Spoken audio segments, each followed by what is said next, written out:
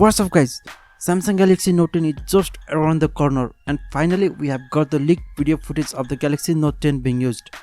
From the leaked video we can confirm that the previously leaked design of the upcoming Note were true. We can now confirm that there will be a single punch hole camera at the front which will be 10 megapixel selfie shooter with f2.2 aperture. Basically new Note is almost bezel-less, but we can still see a small chin at the bottom. Also, Samsung has confirmed super fast charging feature on the upcoming Note on their website. Samsung has mentioned that super fast charging is one of the highly anticipated new feature of the Note 10. Both Note 10 and Note 10 Plus will be supporting super fast charging, but you need to purchase super fast charger separately, which will be 45-watt charger according to the rumors.